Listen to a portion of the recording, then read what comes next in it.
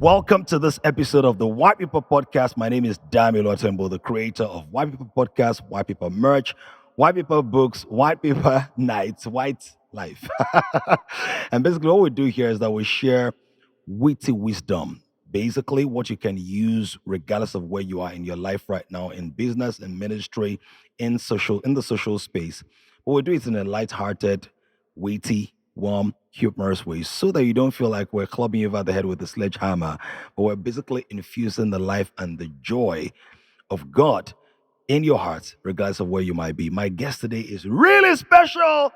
He has a powerful story. I cannot wait to dig deep into his well of wisdom and to draw refreshing rivers of insights that will change your life. Stay tuned.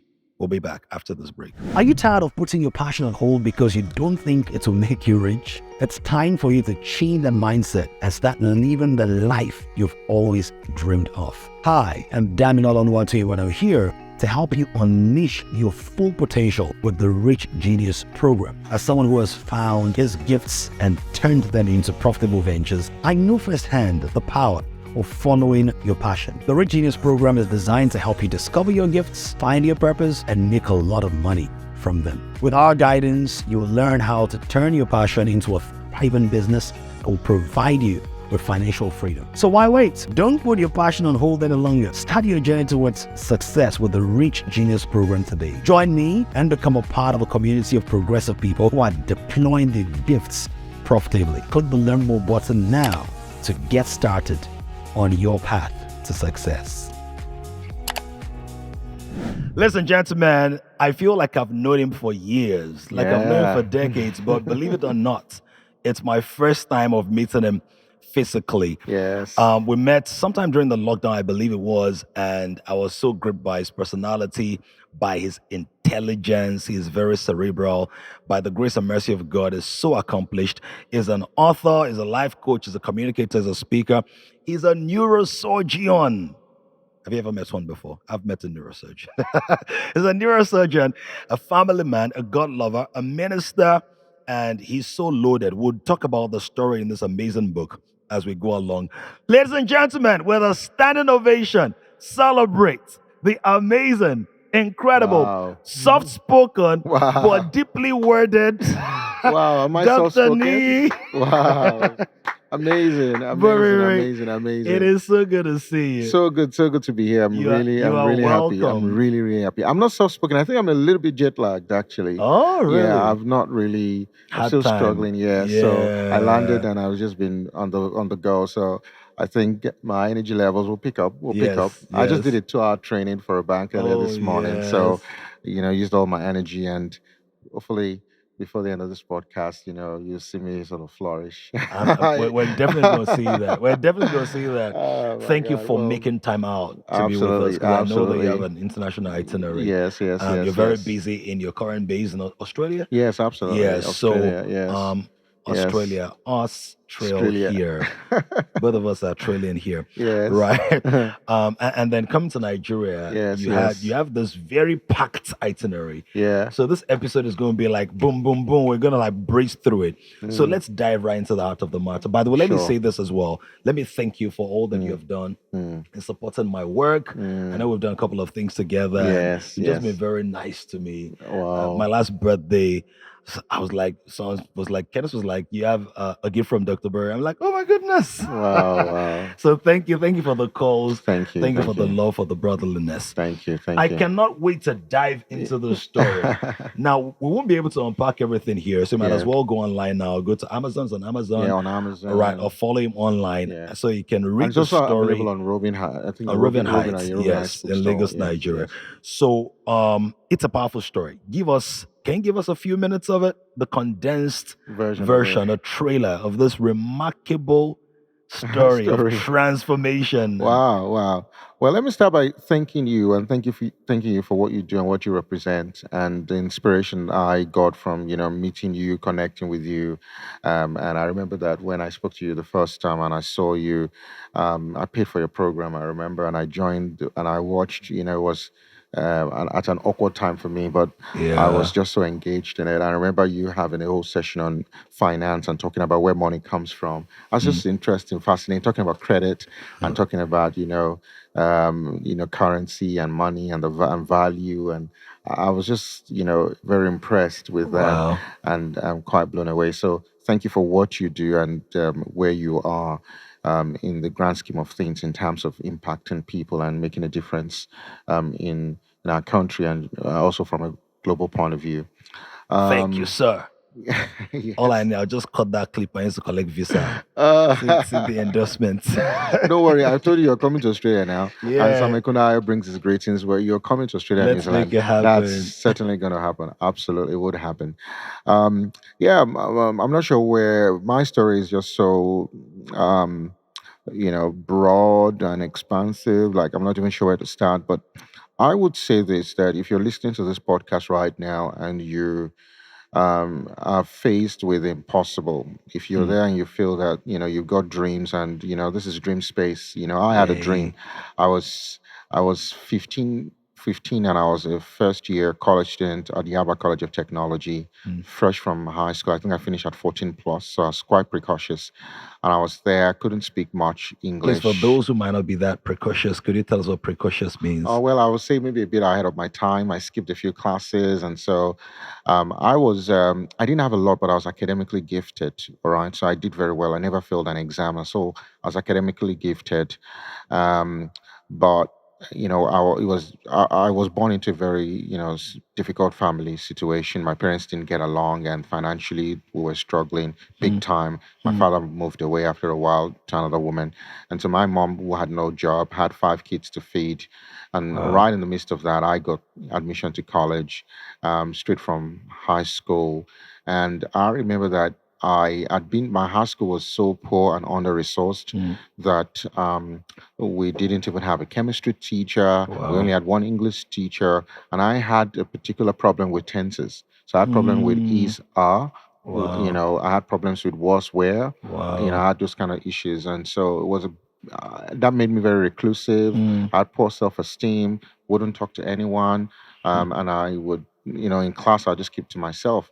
But one day, these guys were talking about the Champions League, and I think those days it was Ajax Amsterdam, Yeah. the Juventus This days in the late '90s when European Champions League they were was doing just very well. becoming very popular in I Nigeria. was, as you said, I'm very cerebral, and when I watch football, I'm very analytical. Analytical. So I can understand the formation. I know the positional play, that Wow. kind of thing. So I'm into analytics.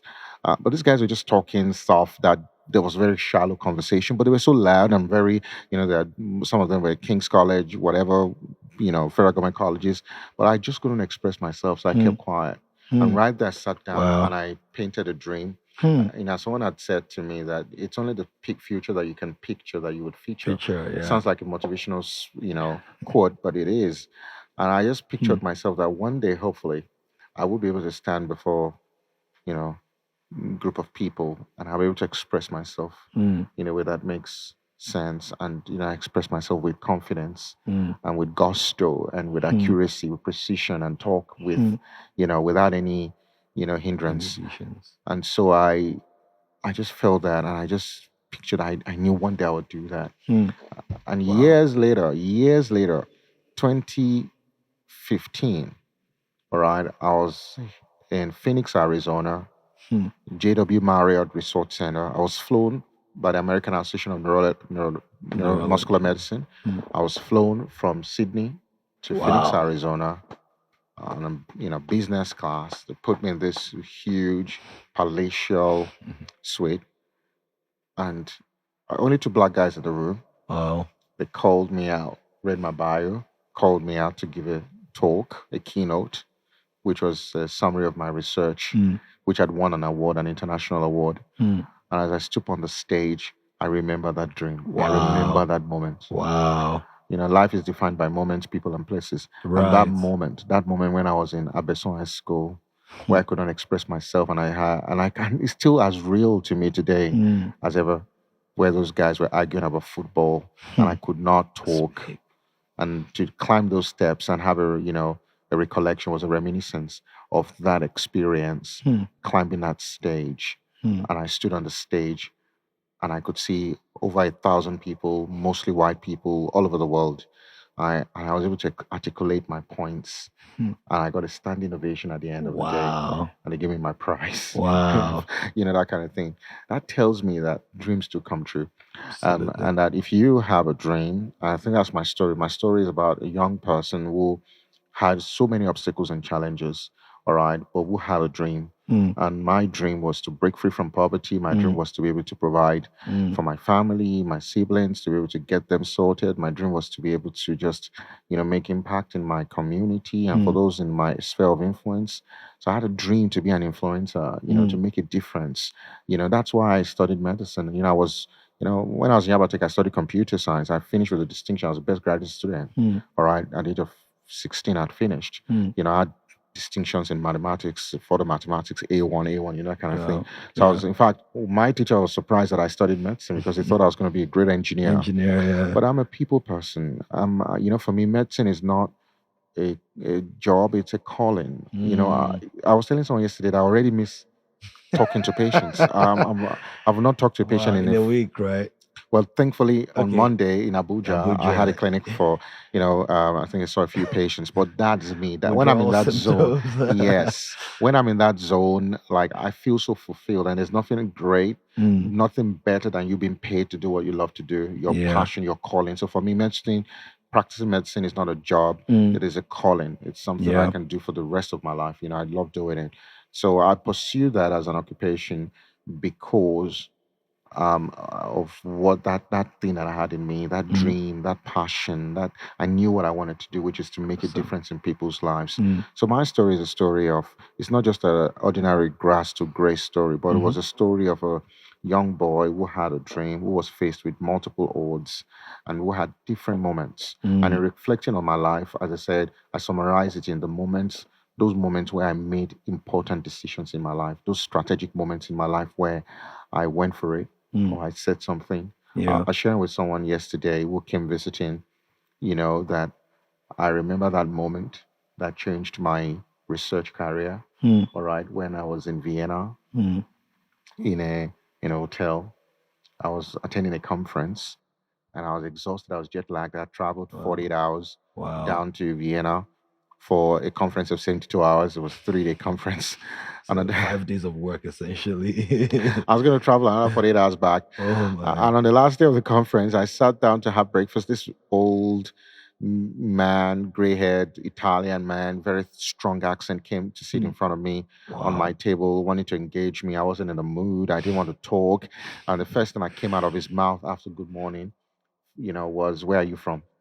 That Wow. thing irritates me, of course, because I live in Australia. Australia is predominantly white country, so Yeah. people tend to always ask questions. Even patients will come, they finish, "Oh, doc, with all due respect, I just want to know where you're from." Like, what does What that, does it what has matter? Isn't that that got the to do? value I've got You to know what I mean? Yeah. offer? So I wasn't in the mood to start talking about that. And of course, it's a conversation starter. It will lead to more conversation. Once I say Yeah. Australia, like, tell me what's up now. So I told him Australia, and I wasn't really in the mood. But somehow I just knew that, listen, based on my training, the way you treat people Yeah. matters a lot. And you never know. A Yeah. lot of us miss it because of the way we treat people. All right. And this man, I didn't know this man. I wasn't interested in conversation. His suit was not even, he's Italian, but it didn't look like an Italian suit. It wasn't, you Dog, know, it wasn't well put together kind of thing. His English was awkward. He's an Italian man. He had this strong Oh, accent, dear. hard to understand. I just smiled back and I engaged with him. And before you know it, we started talking and then he introduced himself. Hmm. Said, "I'm Professor Padua." Wow. And you knew I the went name. back to the program brochure and I realized I was a convener of the meeting. And Wow. somehow he had not given any talk, but I Wow. didn't even know that I was the convener of the meeting. I said, "Oh, what do you want to do?" I said, "Sir, I want to do research. All right, but I need a machine. I need an equipment. You need an equipment? Come, come, come." He took me to the expo room where there were all these massive medical companies, medtech. He took me to one company in Europe, based in Europe, and told them, "Hey, this guy needs a machine. He Mhm. wants to do research." Guess what? Within 2 or 3 months, I had a $60,000 brand Wow. new machine in my clinic in Wow. Australia. All right, Wow. for research. All right. Wow. And that was a moment. That study became the first chapter of my PhD that got me Wow. to Arizona, on the stage in Arizona. All right. But there Wow. was a moment in Vienna where I could have missed it. I didn't know who that man was. But by just Wow. controlling myself, by engaging Hmm. with him, by learning to talk, by knowing how to deal with people, and I tell a lot of young people that if you don't know how to introduce yourself in 1 minute, if you don't know how to engage people, if you don't know how to start conversation, and if you don't know how to control your emotions and feelings, Yes. even when you don't feel like it, Mm. but just flow, Mm. you know, a lot of us miss it because Mm. of that. I could have missed it because I really didn't know that who that man was. Mm. But that man shaped my whole, career, post residency career, all right, that kind of thing. Now I know I've said a lot, A but single that just moment. gives you that Yeah, idea. context. And my life is defined by that. So I think of moments over the last, 2 decades of my life Mm. where, one other very important moment is with the man I love and adore. I'll be spending the night with him tomorrow. Mm. I was a second year medical student, and it's captured in a book. I was about to drop out of school, no money, nothing. I was just Mm. so frustrated. The deadline for the fees had passed. Mm. And so I turned up to work. I was teaching in a junior secondary school section, GSS section class. Mm. So GSS Wow. 1 to 3. This was in an Anglican church. I So it see. was on a Sunday morning. I was Mm. teaching children's church, Sunday Mm. school, whatever they Mm. call it. Mm. And he was teaching the other SS students, the senior secondary students. So after teaching and doing all I had to do, I finished the service. I sat in one corner. I was sad because I was just reflecting that, man, the deadline was Friday. It has passed. What am I going to do? Am I going to drop out? This means a lot to me. I've done my first year already in Mm. University of Lagos in Akoka.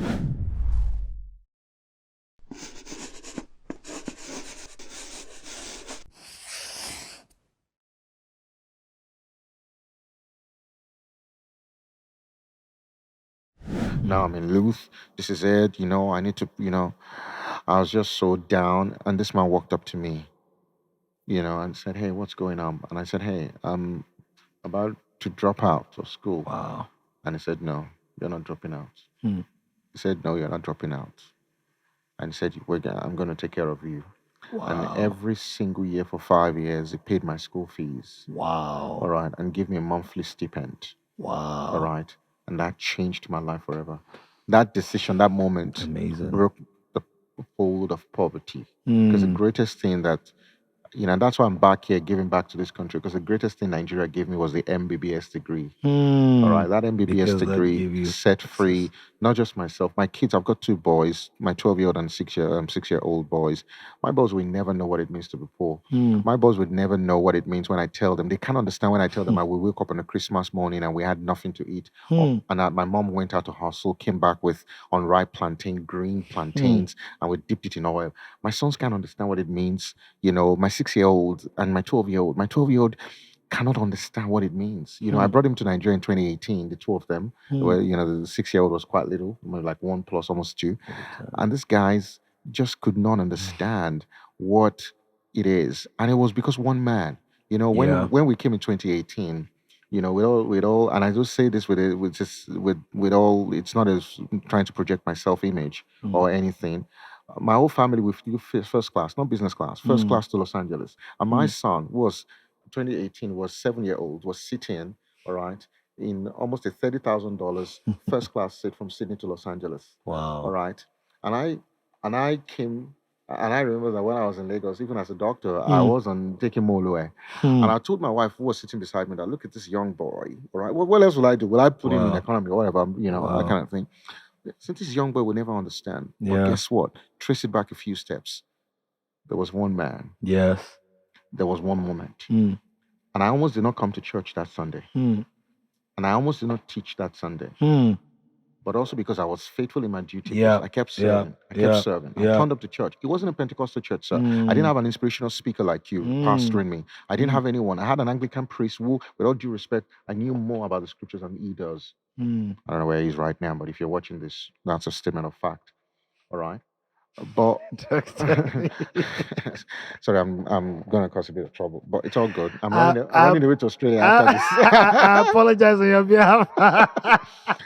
you know. Oh my But god. I know the man. I can tell you that I know the man. But Wow. anyway, let's leave that. It's not Okay. about him. Yeah. But that was just the way I felt at the time, and I don't mean to be arrogant, but Mm. I just turned up, man. Yeah. And I think that by turning up, Yes. showing up, and being in that place, it made a whole difference for me. I really appreciate the lengths to which you've gone. I want to extract certain things that people need to pay attention to. Mhm.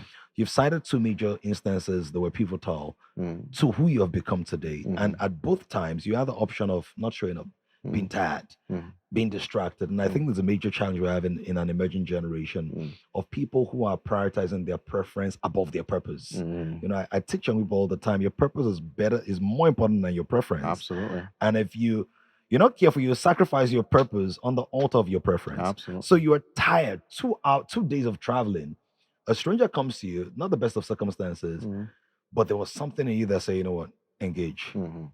You were in that school teaching or Sunday school. Mm. This was an unpaid job. Mhm. Like nobody puts you on the payroll. Mhm. What are those things that you had developed over time in terms of capacity Mhm. that allowed you to maximize, those pivotal opportunities? Mhm. What should young people be paying attention to now? Because some people be like, my parents are not rich, so I'm angry, I'm bitter, I'm upset. The nation is not supporting me. There are no grants. They take me for granted. They don't give me grants. I like your play of words, man. Right. But so the frustration is real, the Yes. fatigue is real, Yes. sometimes the confusion, Yes. even the victimization. Absolutely. Please speak to young people. Absolutely. To be honest with you, I don't get too bogged down in the big things. I focus on the little things. Growing up, all I wanted was the question I always ask myself: what do I have? What can I control? What can I do? And I think that's what really defines me, and that's what I teach to people right now. All right, I get tons of emails every week asking for support, this one and that one. I don't have money to do this. I don't have this. I don't have that. And I see a lot of people concentrating on what they do not have, forgetting what they had. Right. All right. So I didn't have a lot, but what I had, I used. And what I did not have that I needed, I worked towards getting. All right. And in the moment, while I was in the frustration, of course, there were days where I was frustrated. There were days where I was angry. Up till today, I still don't have a very close bond with my siblings because I left them at the age of 14 plus. So never really mingled with them. Like we still get along. Yeah. And most of them are in Australia with me right now. Actually, they have their own families and all that. But we're not like body kind of thing. And it's just it's just difficult right now to create that. But so there were times where I was down, I was frustrated, and I had all of those things. But I just learned to take one day at a time. I was sharing on a weekend when I preached in a church in Abuja that how did I learn faith? I don't really understand faith. I gave my life to Christ just after secondary school, just when I was finishing at 14 plus. But no one taught me about faith or anything. How did I learn faith? I learned faith on the street of Lagos begging. Wow. All right. For the first year when I was in Yaba College of Technology, my father wasn't around. I had no one to pay my fees. I wasn't in the College of Medicine at the time. Okay. So that other man was not there. My benefactor wasn't there. So it was just my mom, and she couldn't pay for anything. I stepped out of my house every single day. All right. Going to the streets begging to get to college. So as long as I can get to Jibo, all right, I'm okay. And there was a woman who would help me. But if the woman is not around, okay, I'll have to find my way. And usually when I just get to Oshodi, from Ipaja to Oshodi, I'm like, God, I'm so happy because I know when I get to Oshodi, okay, it may take me 1 hour. Yeah. And what I would often do is to stand in the motorway and I'll beg those conductors. Let me tell you, after 3 months, I knew I had scripts for everything. I knew when I had a conductor how to speak their language. I'm having goosebumps. I knew how to engage a conductor, how to communicate to get them to get me to stand with my. I had a Bako sack as my bag. You know those black Bako the sacks. cement bag was my used bag. cement bags, I had one Keto sandal for the year, so I wore Keto to college. I had one pair of pants. So you're running Kito in Quito. Yes, and I had 2 shirts. One of them was a pink shirt that had these straps. I used to joke that it looked like a North Korean, soldier's vest. All right. And it had a blue ink stain because I had those biro that, you put underneath and it stained my shirt. So, but that was all I had. All right. And I would wrap it with my oversized shirt. It was my father's shirt. I rolled it up here, oversized shirt. I was young, I was small, with my pants and my Keto sandal. And every day I was at the bus stop, and guess what? I never missed one day of lecture. Wow. How did I have lunch? It was I didn't think about it. Was at the end of the year I thought about it that, hey, how did I go to college every single day, did not miss one single day of lecture, ate whatever I had. There were days I didn't eat, yes. Wow. But I survived. Guess what? When I got to Australia and I did not have a job for months, and I was trusting God for a job, and my visa was almost expiring. Hmm. I was trained on the streets of the Lagos, but I was being polished for the palace. Come on. I was being trained on the streets. I learned how to beg. When I went to South Africa for the first time, I begged somebody, Wow. but he wasn't begging. Yeah. I had a script for him. He was a CEO of one of the big insurance companies in 𝐶𝐿. Wow. He came, he was the chairman of a wedding reception that someone invited me for. Wow. And as I stood up there, God told me that I was going to finance but then God has said it, somebody has to do it. Come on now. So he stood up to go to the toilet, and I'd been watching him. Stood up, followed him to the toilet. Stepped out, I stepped out. He was ready to go to his seat. I approached him. The security pushed me. We had 2 policemen. And he said, come. I said, hi. I had a script in my head.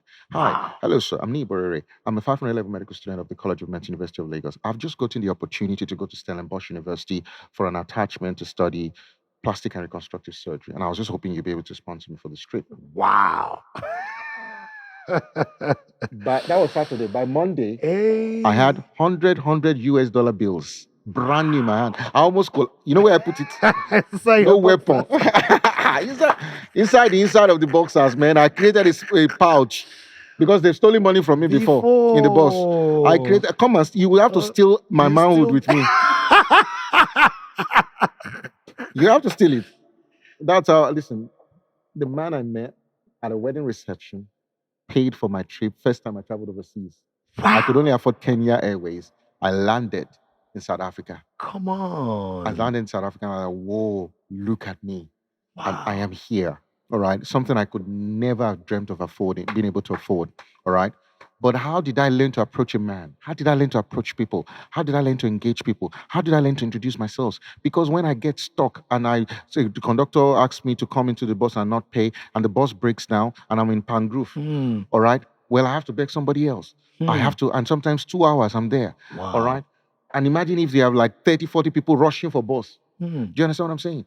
But somehow I go home every day. That's amazing. Somehow I got home every day. So what I tell young people, or to anyone going through tough times, is that yours is not the worst of trials. Right. You've got something. You've got a gift. You've got something. Focus on what you have. Don't look at it. Don't get too consumed by your big dreams. No, I want to be this, but look at where I am. No. Yeah. One step at a time is working in you. You may not see it, but it's working in you. I didn't know that God was building in faith and resilience and courage and all of those things in me. While I was there, it was unpleasant at times. Yeah. There were many afternoons where I had nothing to eat. There were many days where people rejected me when I begged them. You know how many people eased at me and ignored me when I approached them at the bus stop to get for transport fare? But that was building something in me, all right? At the end of the day, it worked out well for me. Wow. All right. So that's what I would Amazing. That's what I would draw out there for any person who is, don't be too consumed and overwhelmed. The other thing that has also helped me to see is to be able to improve in my perception of my world. I'm very spatially aware. I'm able to see sense moments is what I would say. Sense moments, sense people. All right. It made me, I can read the energy of people. I can know when you are for me and not for me. Not that I can get that right all the time with with 100% accuracy. All right. So what you're saying is so powerful, is so important. The ability to turn adversity into opportunity and then to mind your struggles. I think what I've seen is that you've not wasted your pains, you've not wasted your tears and your seeming disadvantages. In fact, you've sort of like, there's one of the martial arts, I don't know whether it's Aikido or Taekwondo, the one where you use the other person's energy against them. Yeah. So that's like what you've done with the struggles you've had. You've basically taken a grip on those things and then you've turned them into assets. Absolutely. Right. So thank you for that. And thank you for sharing the stories with us. We need to go on a brief break now. Yes. And you spoke about your abilities. There's a product that I've called the Rich Genius. It's basically about how people can convert their gifts and their abilities into assets. Yes. Productive ventures that then produce money Yes. for them so that they don't have to be dependent on people and they can make withdrawals. So you're speaking about begging earlier. You've come to a place where you don't need to beg for nothing because you've tapped into the intelligence that you do have. Absolutely. And then be able to build a commercial vehicle around it. We'll speak about it when we're back. So for right now, take advantage of the Rich Genius. Are you tired of putting your passion on hold because you don't think it will make you rich? It's time for you to change the mindset and start living the life you've always dreamed of. Hi, I'm Damilola Oluwatoyinbo here to help you unleash your full potential with the Rich Genius program. As someone who has found his gifts and turned them into profitable ventures, I know firsthand the power of following your passion. The Rich Genius program is designed to help you discover your gifts, find your purpose, and make a lot of money from them. With our guidance, you will learn how to turn your passion into a thriving business that will provide you with financial freedom. So why wait? Don't put your passion on hold any longer. Start your journey towards success with the Rich Genius program today. Join me and become a part of a community of progressive people who are deploying their gifts profitably. Click the Learn More button now to get started on your path to success. Welcome back. Do ensure that you get your access to the Rich Genius offer. It is so important. This is not something I scooped from the internet. This is me mining some of the deepest nuggets that I've used in translating my gifts into productive ventures. If I was sitting in an expression of my gifts, this podcast is an expression of my gifts, and you can do that as well. Now, there's something that we started doing 2 years ago called White Night, which is like the experience, the live event based on the White Paper Post, White Paper Podcast, White Paper Merch, and I want to be a part of it this year. There's a lot of spontaneous wordplay, spoken word, comedy, clean fun, music, refreshments. It's going to be the biggest we've had this year, December 3rd. Ensure you get your tickets now. Can we celebrate the amazing, the author, the singer, the mentor? Please put your hand together for P-Dams as he comes to share with us how we all suck. I'm just going to share a couple of stories. So please quickly pick up your phones, go to Instagram. Are you on Instagram already? All right, just go to this place and click it, the plus either, then slide. You're going to see stories. Some people still didn't get it. But we know say God now, Papa, and we have the right genes in us. Modupe, you are very rude. You see somebody that knows something about gay, that's when they will now be put. Take your picture and go. It's not So I promise you that everything you touch is fire. Every beat you're on is a banger. Because every word I speak is Rema. Another.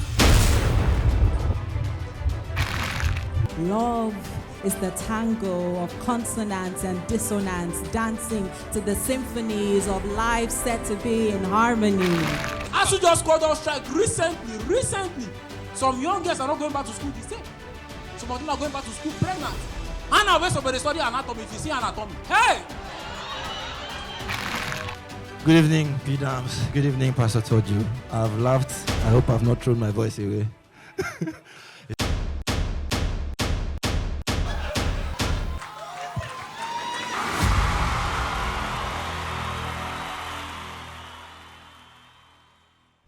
So we're back, Doc. Your story Yeah. is so amazing. It's so inspiring, and it's so authentic. It's your story. Like, this is not something you formed in your head. You know, something about No. have I lived it. creative, creative writing and Yeah. all of that. Let's talk about the thirst for knowledge. So, you're speaking about young people and how people can convert their struggles into a platform for growth. You said something at the beginning when you appreciated me that you saw something about Dream Academy. I think it was Dr. Sam who was to Yes, speak, and maybe yes. he shared it and Shared, all. yes. And then you paid for Yes, it. yes, I mean, by this time, you had already spoken on international stages. Yes. You had already gained traction, not only as And I've a been paid to speak, you had actually. been paid to speak. So you're a professional speaker. Yet you're meeting me for the first time. Did you know me before that time? No, not at all. You didn't know. No. But I know whether it was dark or maybe you read my profile or something. The point is, you were accomplished, but you're still learning. You were not despising knowledge. Yeah. And you were very faithful. You were attending all the classes. So you know there's way people can be like, let me just support this guy. and pay. So you paid for yourself, then you paid for a number of other people as well. Yes. And then you attended. Yes. And when I heard your story, I'm like, who's this man? There's something about this man. So that thirst for knowledge, that Yes. meekness, that humility. Somebody put it this way, that there are three major reasons people are poor. It said they're either prideful, they're stupid, or they're ignorant. And it said that the worst one is that a lot of people are prideful. Yeah, a lot of people are prideful.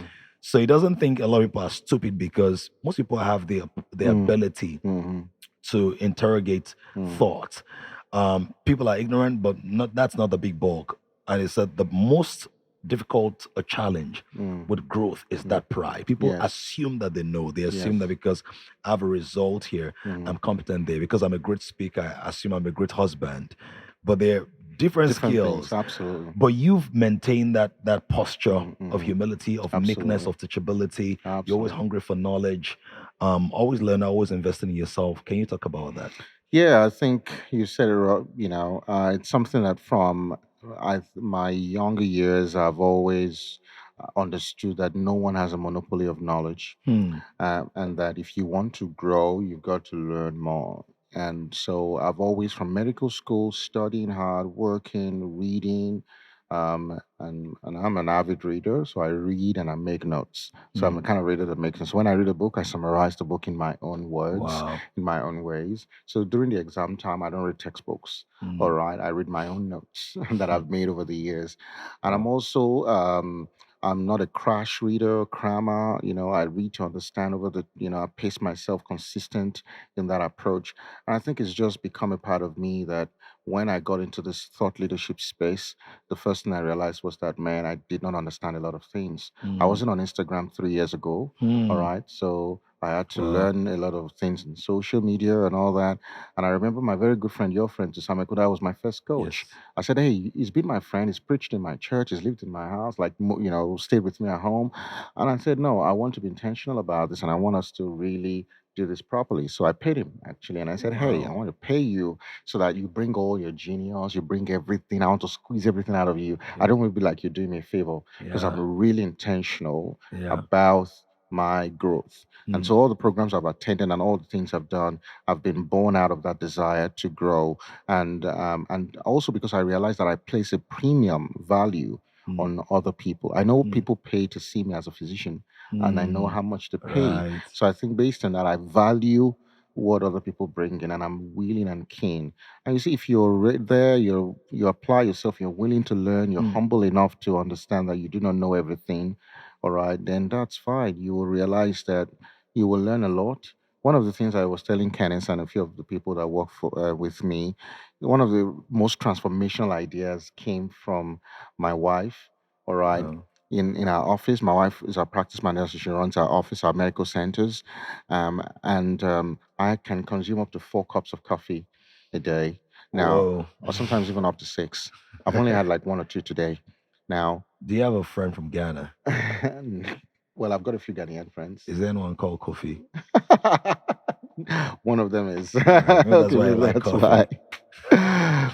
So, the interesting thing was that I don't gulp my coffee. I sip, Sip. sip, and sip, and sip. But And it gets before you cold. know it- It gets cold. It's a problem. Oh, so All you right. change it. Yeah, and one day I just told my wife that we've got to figure out how to solve this problem. What I did not realize is that my wife took that literally and didn't talk to her secretaries and says, "Oh, we've got to solve this problem." And they found a problem for me: a coffee, solution. a mug warmer, coffee mug warmer. So you Oh. plug in on the power, you put it on your desk, you put your coffee mug on it, never gets cold. So that's If I tell you how that transformed my life, the fact that your coffee on the coffee is demand. warm, coffee on demand, all right, and I was like, wow. So I had to sort of engage my wife. I was like, thank you so much. There are a lot of things I did not know that kind of invention exists. Yeah. So you cannot, as simple as that. That changed. It just lifted me up. outlook. Yeah. So people that feel they know too much, or they're not humble, or they're not willing to invest, or they want it free all the time, are not going to grow. If you want to grow, you have to be intentional about your growth. You have to be able to pay the price, Yeah. all right, and you have to be able to stretch yourself. Right. If you do that, then you're more likely to catapult yourself and get yourself into that place. Let me give you this quick story before I stop on this point. I got to my mentor's house in 2008 after church. The same man who's been a big blessing to me, and I was watching the BBC in his house. He had cable, and I saw a documentary about Australia on the BBC. It was a 1 hour documentary about doctors. They needed doctors, and I was saving money to go to England to study clinical neuroscience at UCL. I didn't have enough money. I went to those states to apply for this. I applied for this ransom kuti, whatever, but it was Edo State government scholarship. I traveled all the way to Benin City, did the interview, did not get the money. All right, everywhere I tried, I didn't get the funds. So I sat there and I was watching this documentary. I said, oh, interesting. Guess what? That's on Monday. I walked into the hospital. This is Luth here. And I saw a huge poster, Professor John Hamilton, University of Newcastle. But Wow. perception. And that was the man. No, it was Okay. a different person. Okay. The documentary was about migrant doctors, Indians, Pakistani, Chinese, who are in Okay. Australia with big yachts and big boats and big houses. Wow. Of course, they were trying to attract doctors.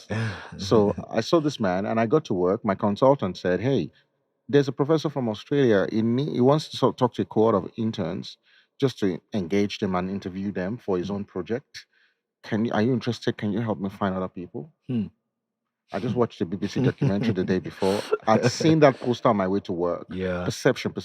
People Paying walk around, they attention, don't pay yeah. attention. Joining the dots. Yeah, so as I said, field, I never thought about Australia before. So I said, okay, fine. And I got a few of my colleagues, 7 of us who were in the office. He interviewed us. It was more about him and his project. I wanted to know what we're doing. Fine. We all stood up and he said, hey, let's take a photograph for his records. He took a photograph and we all said bye-bye and we left. And as I got to the door, the Spirit of God just told me to go back and say thank you. Wow. So I went back and I said, thank you, sir. And I shook his hands. And on my way back, he gave me a business card. That business card changed my life. All right. 2 weeks later, I went to the Cyber Cafe. Yeah. And I sent him an email. Hey, Professor Hamilton, what a wonderful time we had together. Just wanted to say thank you again and just to, keep the connection going. And then he replied to me the next day saying, hey, Niyi, how are you? Look at the photograph we took. Can you identify yourself in this photograph? So he sent me a copy of that photograph. That photograph changed my life. Because when I needed residency in Australia, 12 months later, I sent him an email. He didn't reply. He didn't remember me. But when I sent him the photograph and I said, I'm the second person from the left, he replied. He didn't reply with an email. He called me. Wow. At that time, I was squatting in someone's house in Western Australia in a town called Morawa, 600 kilometers, 400 kilometers north of Perth, a town of 600 people suffering.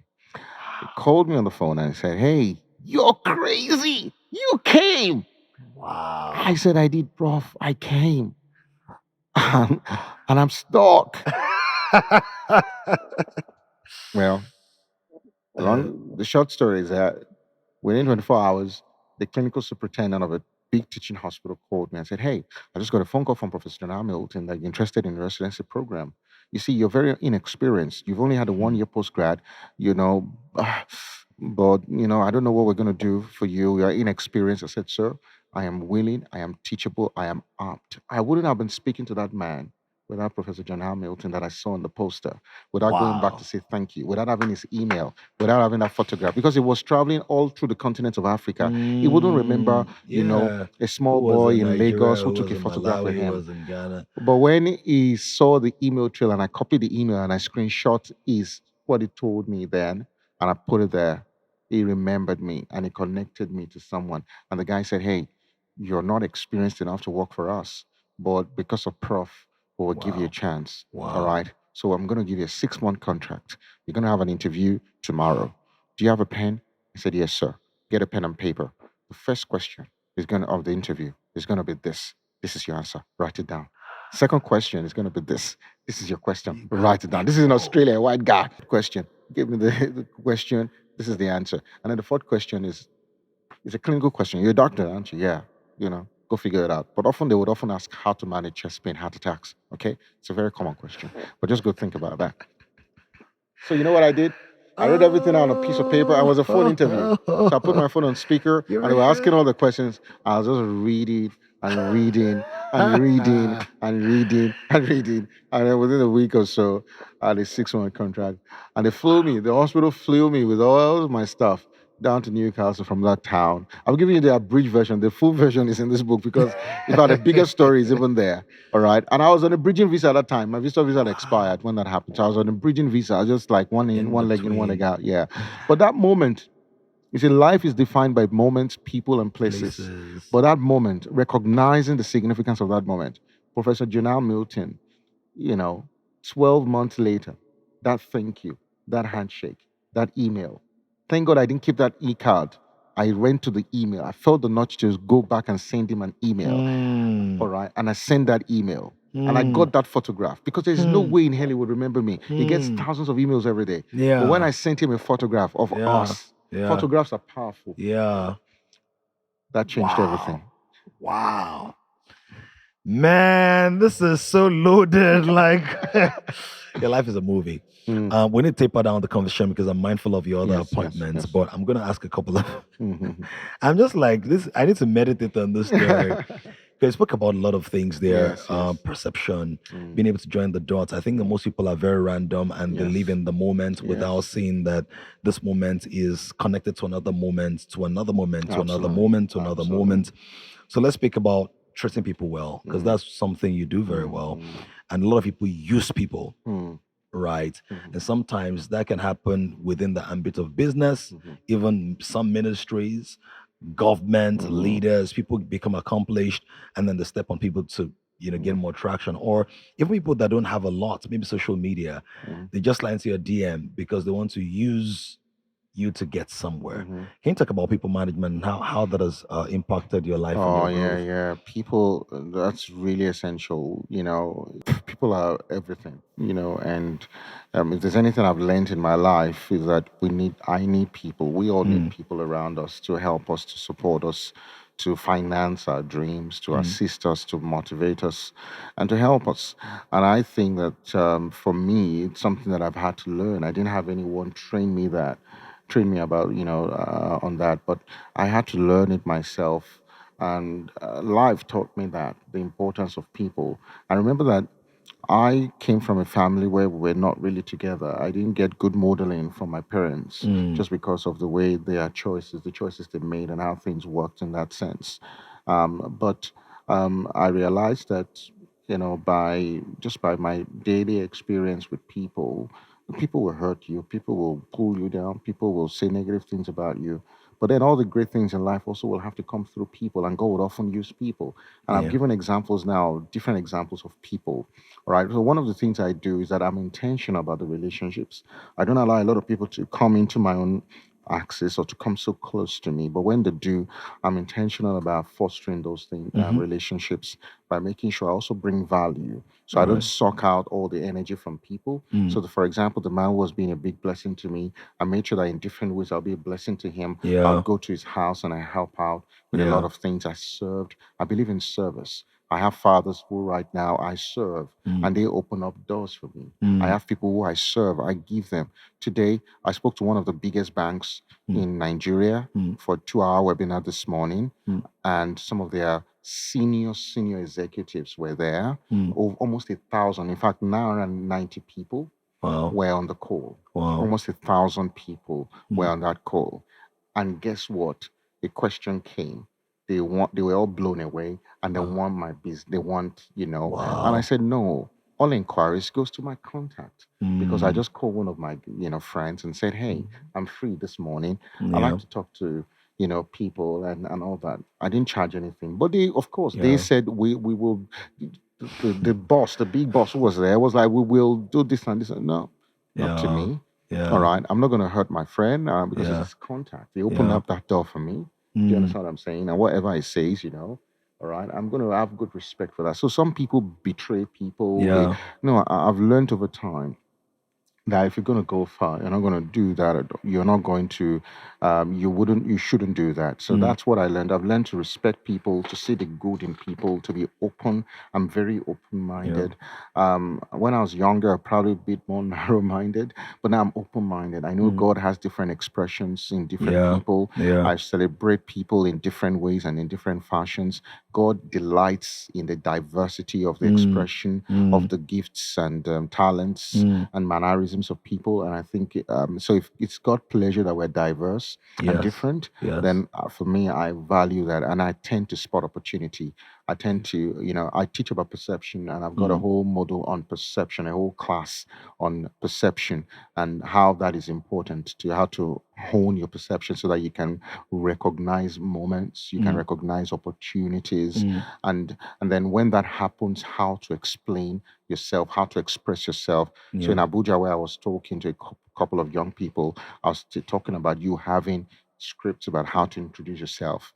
All right, you must be able to tell people who you are within 1 minute. In a plane, while you're sitting with someone, you must be able to engage someone. You never know where Yeah. that opportunity will come, where you're able to engage someone, have a conversation, and that's it. And you can get them to just not because of what you want from them, but Yeah. just, you never know where these things will come from. Lead. So people looking after people, respecting people, treating them with dignity, valuing them, being intentional about it, and also investing in them, serving them, finding ways to contribute into their lives and supporting whatever they do, I Yeah. think is amazing. One of the most impactful people in my life in the last 5 years has been Samuel Ekundayo. Mm. And I saw Samuel Ekundayo on Multivitality when he started his Facebook posts. He would do these videos that no one would watch. 10 views, 20 views. He kept turning up every Friday. One day, I didn't want to make a comment, so I sent him a private note that, listen, I'm in Australia, in New Zealand. I've not met you before, but you know what? I watch you every Friday. Wow. Keep doing what you're doing. So when we started the church, I thought, who will be the first guest minister? I flew him business class, flew him all the way from New Zealand to Australia. And he was the first guest I had. I said, you want to stay in a hotel? He said, no. He said he would stay in my house. And we kicked it off from there. Guess what? When he was in my house, he taught me how to design the first flyer. So I had to learn Photoshop. And then I learned about, video editing, Premiere Pro. So I started doing it. So in our church, for the first 2 years of our church, I did all the video announcements. So I hate people doing announcements in our church because they waste time. So I get pre-recorded videos. I do all the video editing, Premiere Pro. I had all the scripts and, and all of that. I did all the and then in Photoshop, I did that as well. And he taught me how to then a website. Like I designed my website and I do all the, I have 7 websites, design everything, maintain all the websites myself. And my son now helps me with it. Come on. And somebody could I taught me how to create websites and how to and all that. So we just vibed, and it was just because I saw something in him, and I just and that's why I said when it was time to do some coaching, and I said, hey, come, purpose preacher. I don't want you to give me advice. Let's do this professionally. Bring in your best.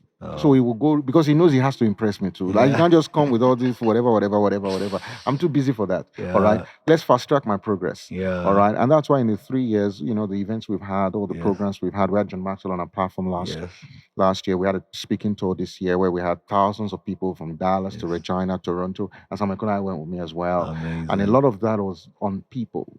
So I learned from people. I've had one-on-one. If I tell you how many people I've had one-on-one with, and those one-on-ones paid. Paid. In our church, we did, I heard about Reverend Sam Adeyemi. I paid. Our church, we paid thousands of dollars. Yesterday, I did a one-on-one with him 3 hours on pastoral work. All right. And the reason why I'm there doing it is not because I'm wasting time, or whatever. It's just because I want to learn. How does Daystar work and what happened?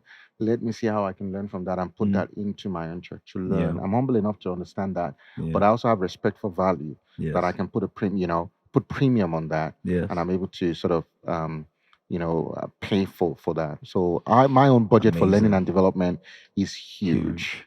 Absolutely. Let me tell you this. I'm doing a program now on neurodiversity where we're trying to develop a program for highly functioning ADHD people who are adults. There are a lot of them in the community who are socially awkward. They can't work in a corporate place. They are disorganized. They come late to work, but they're geniuses. And I'm working with a woman who has a 14-year-old son that has a hyperfixation syndrome. The boy is ADHD. He's got ADHD, but he's hyperfixated. So if he fixes his mind on this camera, he will learn every single component about the camera. Within 2 weeks, he will be a genius. With this camera. He learned all the cities in the United States within a weekend. He knows all the countries in the world with their capital cities. He speaks 5 languages fluently and currently is learning another 5 languages. He wants to break the world record of 32 languages, being able to speak that fluently for at least 2 hours and read and be in a conversation. This boy is 14, all right? He's not normal.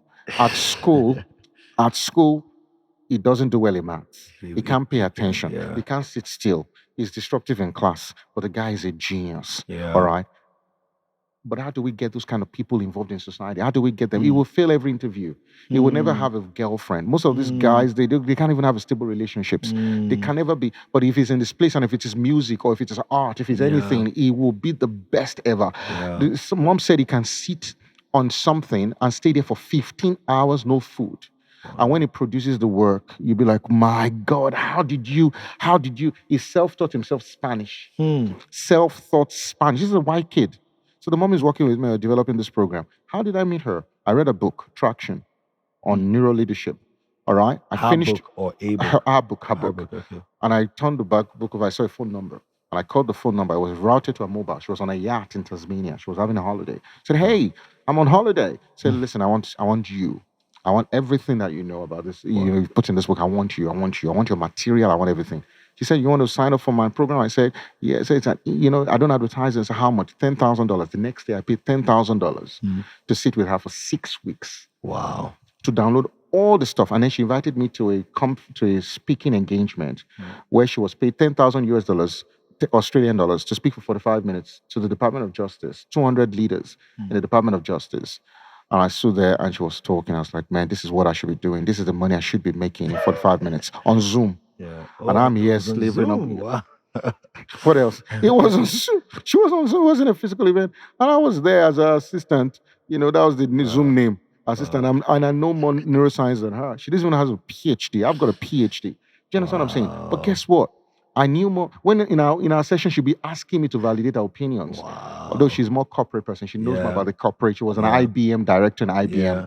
All right. I see. So she's got all the connections and everything. I was like, this is the person. So I signed up. After come and coach me for another. She coached my first event in Sydney, where I had 52 professionals in my event, where I pitched them for 1 hour on leadership development with neuroscience.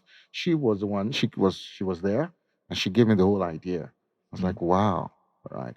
This is a person. But I read a book and I called her and I paid for a program and I paid for coaching with her. All right. And now I have a relationship. Now we're colleagues. Child psychologist. I got the child psychologist for her. Now we're partners. Now we're developing a program that we believe hopefully will make me a lot of money. Wow. All right. Yes, it has to. Yes, but it started that way. So I was on a John Maxwell team call. All right, I just joined John Maxwell team, and this is on their online calls, and I did the call, and there's a woman was there, Wendy Burns, was doing the call. Are you tired of putting your passion on hold because you don't think it will make you rich? It's time for you to change the mindset and start living the life you've always dreamed of. Hi, I'm Damilola Oluwatoyinbo, and I'm here to help you unleash your full potential with the Rich Genius program. As someone who has found his gifts and turned them into profitable ventures, I know firsthand the power of following your passion. The Rich Genius program is designed to help you discover your gifts, find your purpose, and make a lot of money from them. With our guidance, you will learn how to turn your passion into a thriving business that will provide you with financial freedom. So why wait? Don't put your passion on hold any longer. Start your journey towards success with the Rich Genius program today. Join me and become a part of a community of progressive people who are deploying their gifts profitably. Click the Learn More button now to get started on your path to success. And then I called her, and she called everyone to talk. And I talked, and I said, I'm from Sydney. Oh, I'm in Brisbane. You're in Brisbane? Wow. I said, wow. And she spoke very well. This woman was so like, oh my God. After the call, I searched her out, and I sent her an email. I said, wow, that was amazing. And then we connected. And I said, what do you do? Oh, I'm a life coach and everything. Okay, well, would you be happy to coach my wife? I would recommend you. So I got my wife, and she said, oh, yeah, I would really love it. So she started coaching my wife. And then she did a joint session with us as a couple, just for our own individual marriage kind of thing. And then she did one with me and my son, so coaching me as a father. So she would make sure I take my son on dates. So after school, I'd take my son. So she was coaching. So it was all we did was father, son, nothing more. She wasn't teaching me Bible or neuroscience or anything. It's just a father-son relationship. She's a woman in her 60s, all right? Guess what? We became friends. And then I told her one day, you know what? My vision board last year was to have John Maxwell on my platform. She said, John Maxwell on my platform. That's how that happened last year. Wow. John Maxwell gave us a 60% discount on his speaking fees. Wow. All right. Still very expensive though. Yeah, obviously. I got John Maxwell on my, from a woman I heard her voice on the call. All right. To a woman I emailed, to now we're friends. Okay. And now we do events together. We're partners. All right. Now we're not. She used to be high up there. Now she brought me up there, and I also brought a lot of value. I gave her bringing John Maxwell and getting her on the same poster with John. If I tell her when to jump, she will jump. I'm serious, because for her as well, she was like, wow, she couldn't have had John Maxwell in that situation because of the way she adored him. Do you understand what I'm saying? But I brought in some value. She brought in some value, and both of us we've grown. Man, we could go on and on. But there are two questions I want to quickly address. You've spoken so much about all the stuff you've done. Now I want to speak about stuff that you wish you had done earlier. You wish you knew earlier. Are there any regrets, any mistakes, anything you didn't do early enough that Yeah, you like, see, I asked Joe Maxwell this question when I had a one-on-one with him, and I said, "What are the, I talked about mistakes, and this was the answer I gave, and I love that answer. That a lot of people separate success from their mistakes, mm, but that he has learned to sort of put them together because mm, those things keep us really humble. yeah. I don't have any regrets about my life. Have I made mistakes? Yes. Those mistakes are a blessing. They're a reflection of my humanity. And in fact, they are the ones that fine tune my success. Mm, All right. So the many times when I approached the wrong person and I was abused on the streets begging for money taught me, improved my perception to be able to get it right.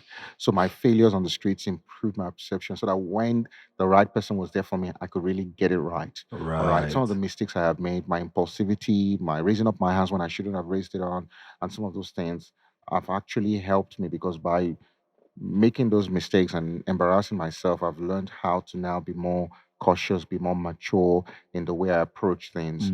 Mm, So in a way, I wouldn't. I did things I wished, yes, I wish my siblings and I have a closer relationship. But mm, listen, I was a 14-year-old. I couldn't handle the domestic violence. I couldn't handle the fighting and all of mm, that. I left home.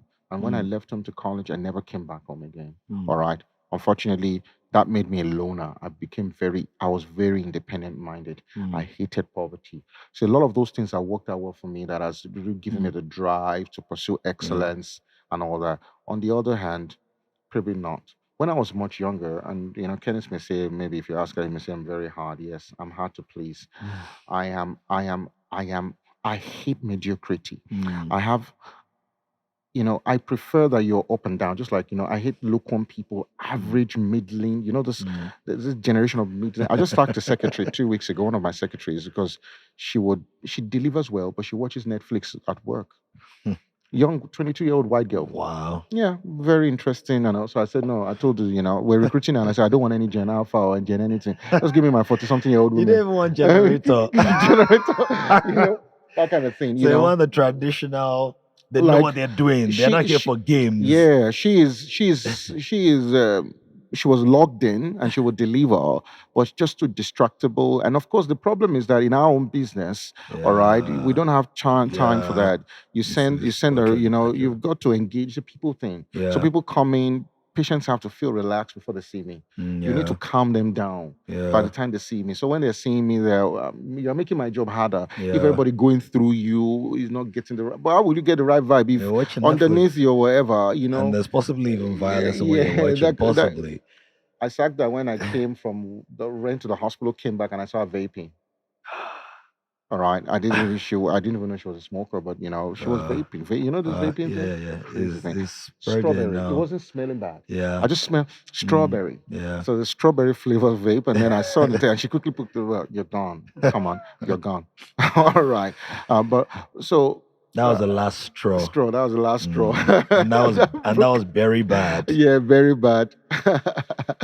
But yes, I think I have that streak for excellence. I Yeah. like things to be done. I've got the OCD. If you go to my Yeah. office, Yeah.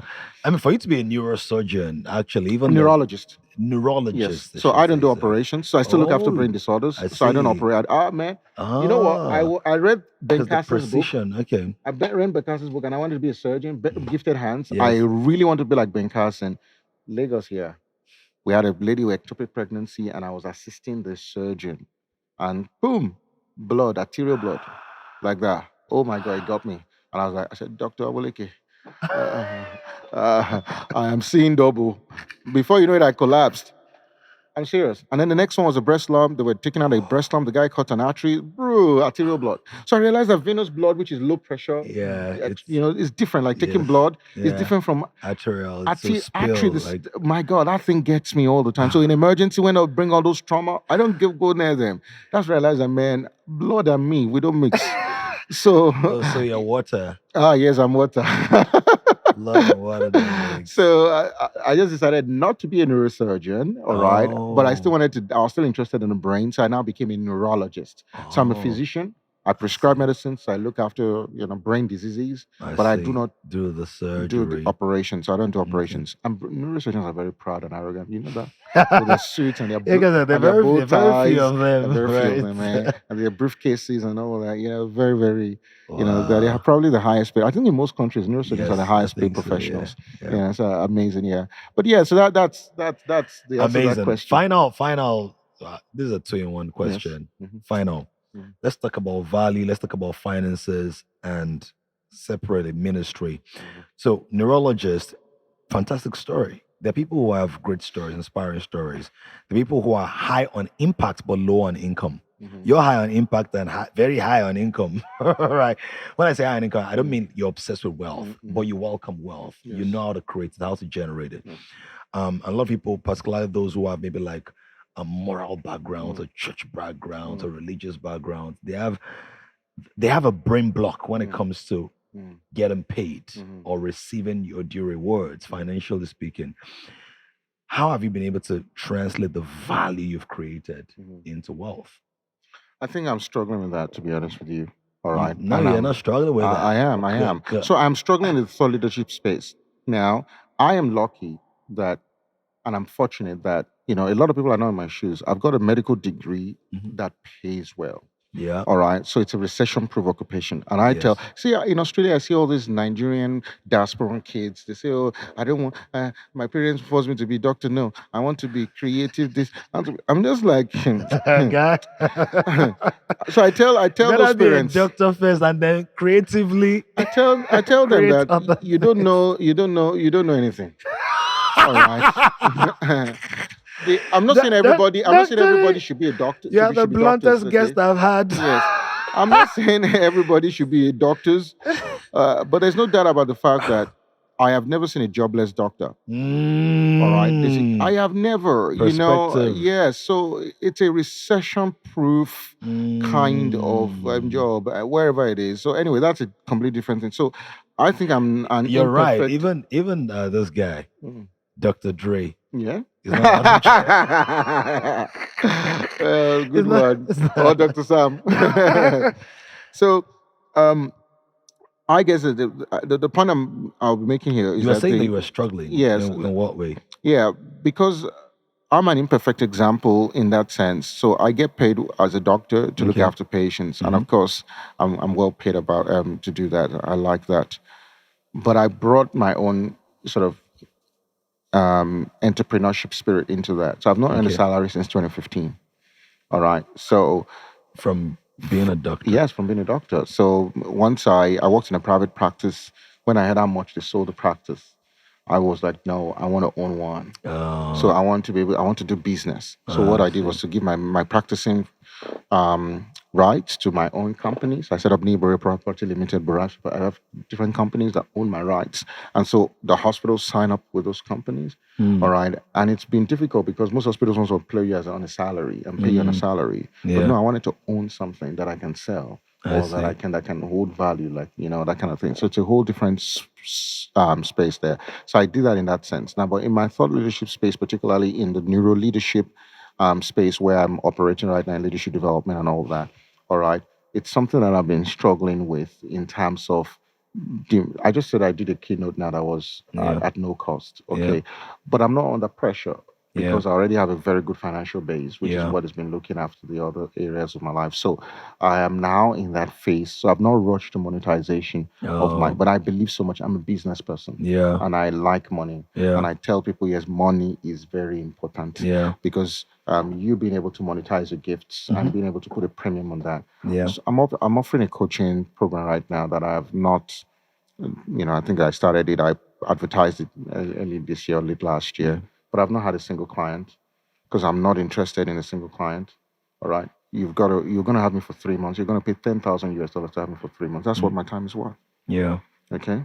So I don't need. we need to have some conversations off camera. Yes, sir. So we need to have some conversations off camera. Yeah. This one. Yeah. What are you talking about? Okay. Yes. Okay. So should I not mention it? No, it's fine. No, I'm just saying that. Yes. Okay. Yes.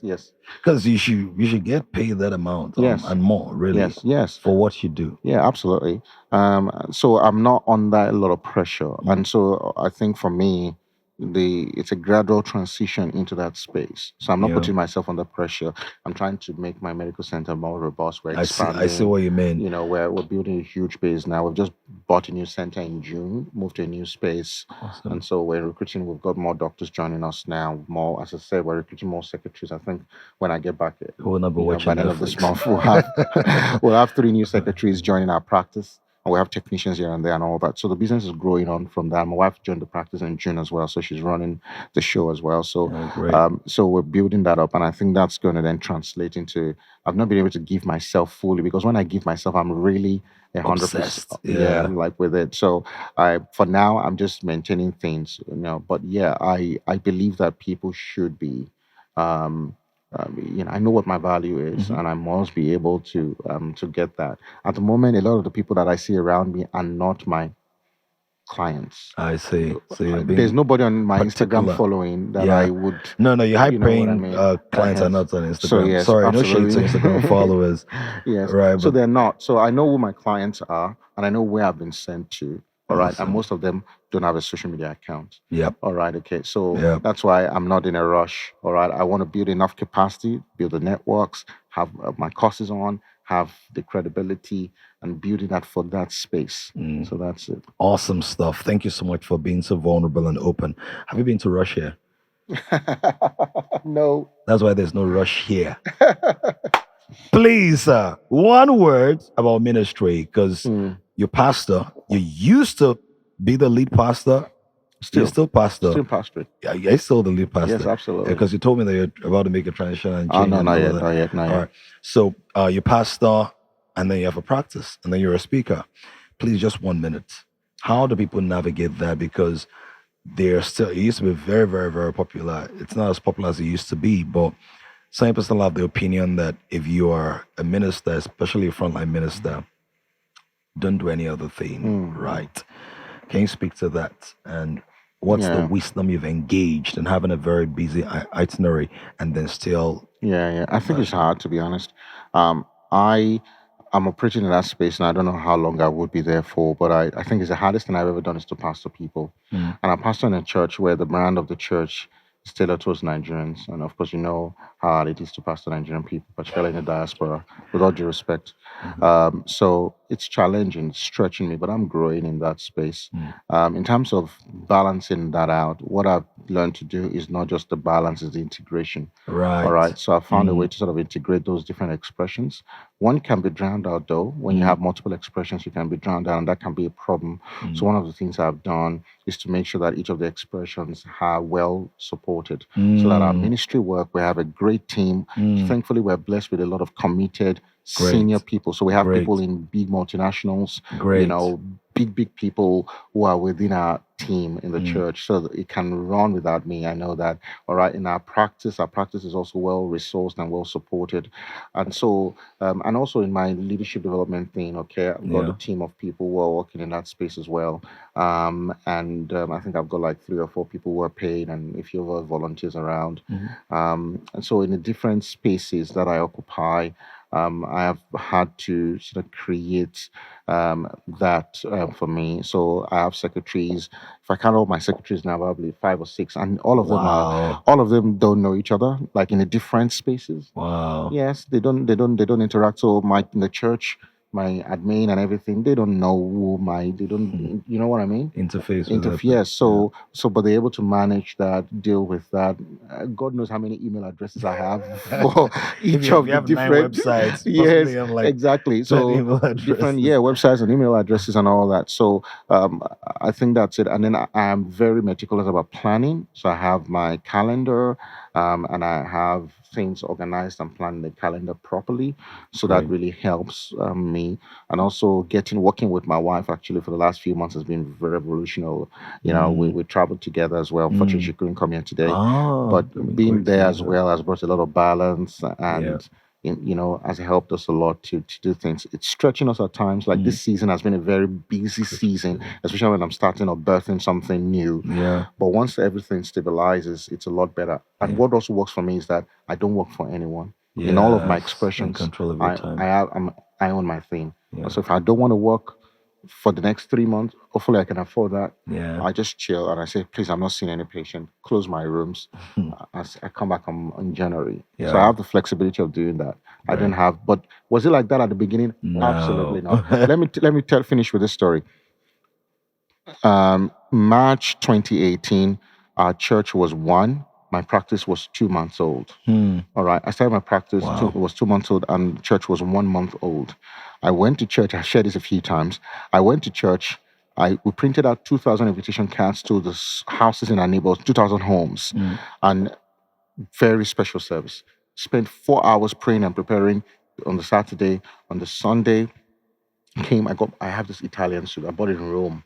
I came with my Italian suit ready. My Italian Yeah, suit. for that I was event. getting ready for service. I got to church. There were only about 7 of us. So church was Wow. stood there. Every time I would hear that we're renting in one hotel, 𝐓𝐾𝐒. Every time I heard the door move, I'll turn my back to Hoping see. that. Guess what? Nobody showed up. No guest. 2,000 invitation cards. We didn't run any Facebook ads or anything, but no one showed up, man. And I was down. I can tell I was down. Our son was like 1 year plus.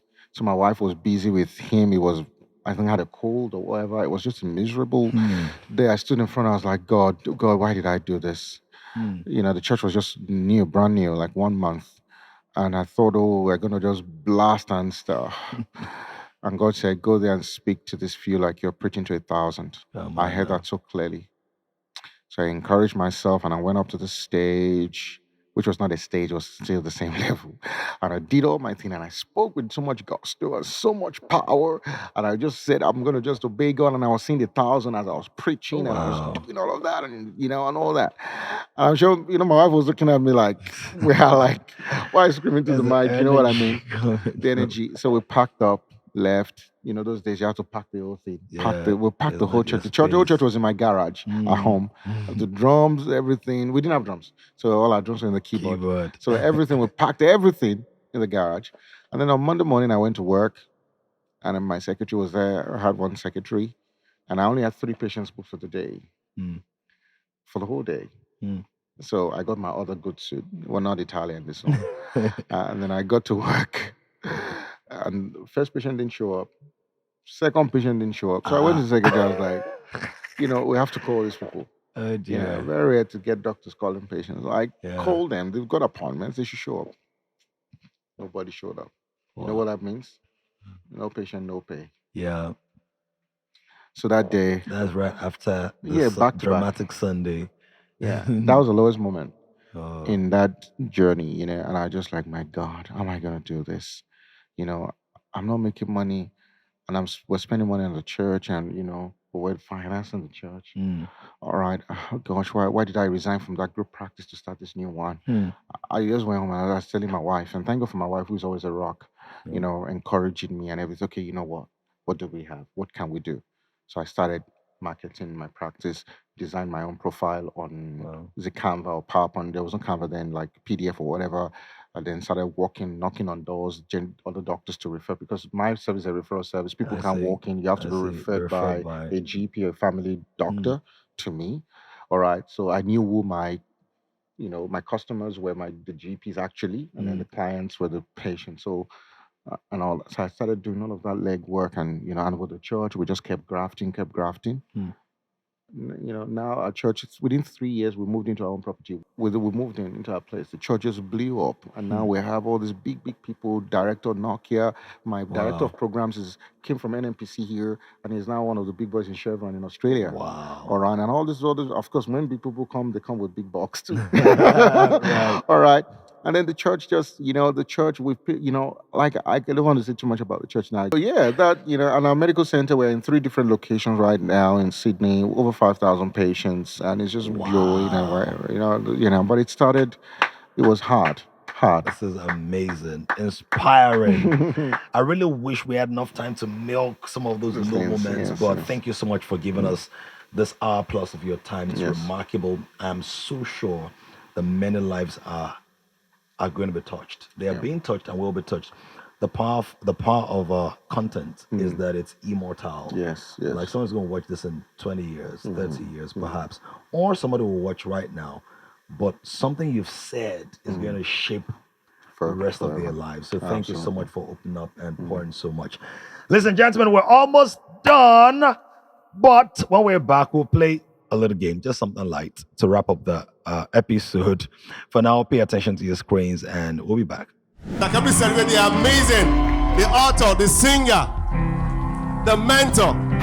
Please put your hand together for 𝐓𝐇𝐈𝐒 as he comes to share with us how we all start. I'm just going to share a couple of stories. So please quickly pick up your phones, go to Instagram. Are you on Instagram already?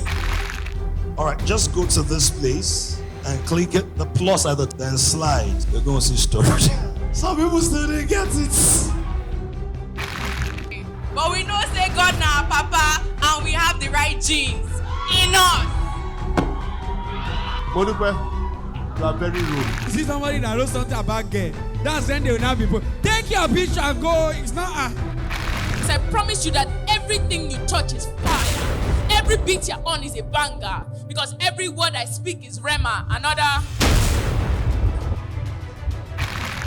Love is the tango of consonance and dissonance, dancing to the symphonies of life set to be in harmony. As you just called on strike recently, some young girls are not going back to school the same. Some of them are going back to school pregnant. And now when somebody study anatomy, if you see anatomy, hey! Good evening, 𝐷𝐿𝐻𝐿. Good evening, Pastor Toju. I've laughed. I hope I've not thrown my voice away.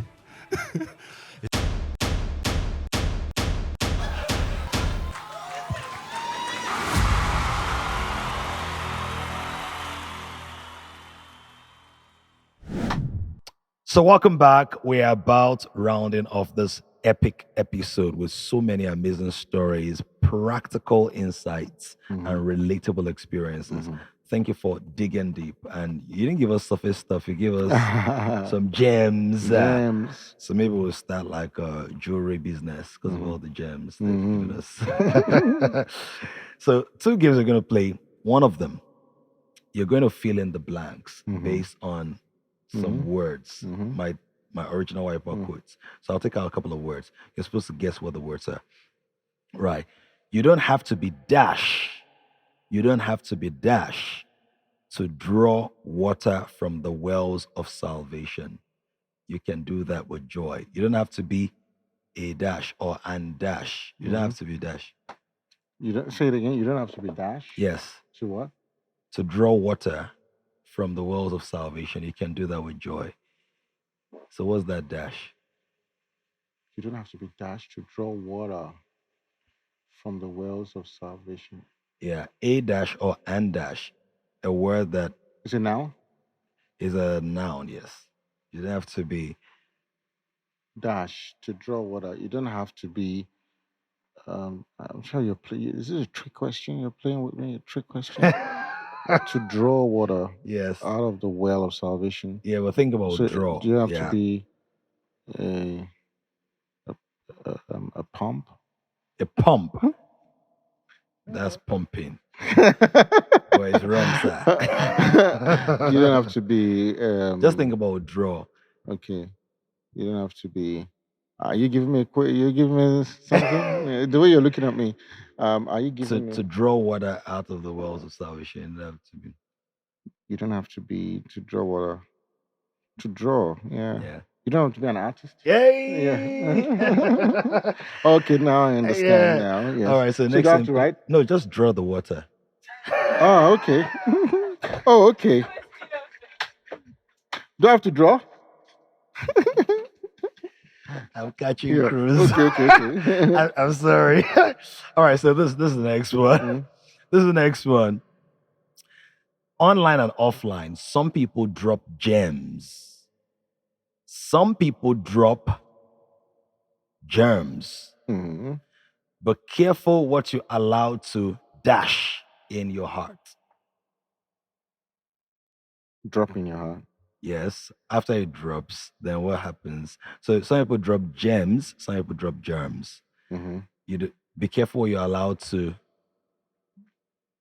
based Sure. on the gems and germs. Okay. Germinate. Yay! See, duck is sharp. Correct. Let's celebrate that. Yes. So the last one is this. Yes. You're going to write your own white paper quote. Something inspiring, or rhythmical, or funny, or witty. I'm going to give you 2 words. So one of them is world class. The other is neurologist. Wow. Yeah, so just write something inspiring or fun with that. And you can Neurologist. Yes. so I you should take can this rhyme one. with neurologist or world class, but both words need to be there. And that's the last. And if you make a mistake, you can write it. request for.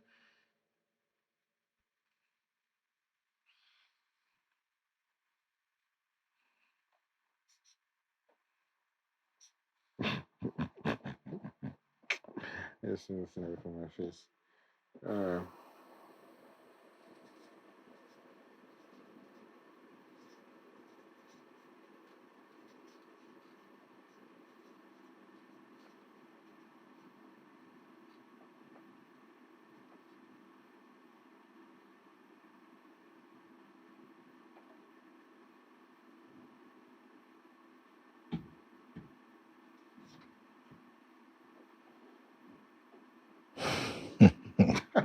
Must it be inspiring? Either inspiring or funny or witty. You must get attention anyhow you choose to do it.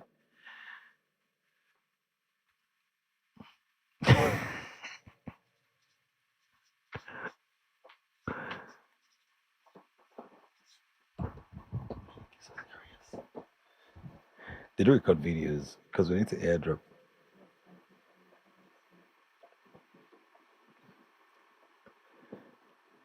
You're recording me. So you can get a view of. We're not on TVC, but we want your view. Do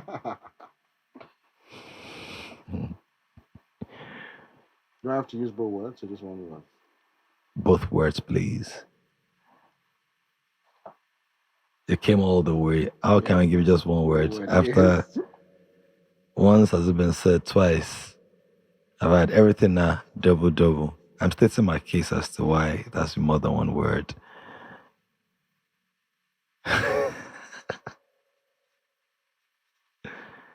Even though in Yoruba they will say Loro Konsha. In other words, in one word, in a nutshell, so that you will not shell. This doesn't make too much sense, but Really? All right, no, so you're going to read it for us. You're going to read it, yeah. So read it. You are not world class if you are not classy, or if you do not attend the neurologist class. Hey, no, that's nice. Still there. It's still, yeah. Oh, You're not world class, you're not classy, and if you don't attend the neurologist class, in that case, not class to study neurologist though, but class to learn from you as a neurologist. Yes. Nice. I thought you were going to do like Dr. Strict now, that you use doctors' writing that nobody can read. I made it very clear. Awesome. Thank you so much, Dr. Niyi Borire. We are so glad that you put us in your schedule on this very notable trip. Ladies and gentlemen, I want to recommend this book, Navigating Change, the story of his life. So all the stories that I shared today and more, you can find them in this book. Please follow Dr. Niyi on social media. His handles are on the screen. And whenever he's in town or he has a pop-up or a meetup in your city, because people are watching from different countries, please show up there. Go and get tremendous value. Big shout out to your wife. I wish you came today. Yeah. So I'm sending my love and my shouts and my acknowledgement to your wife and your lovely sons. Yes. And of course, our mutual friend, Dr. Sam. Thank you for just being a voice and a channel of encouragement and inspiration to us. We love and honor you. Yeah. Thank you so much, ladies and gentlemen. Drop your comments. Let me know your learning points. What stood out for you? And share this video with your friends, your loved ones, and everybody in your world. I'm looking forward to seeing you at White Night. So don't forget to buy your tickets now. And let's have a great time. See you in the next episode.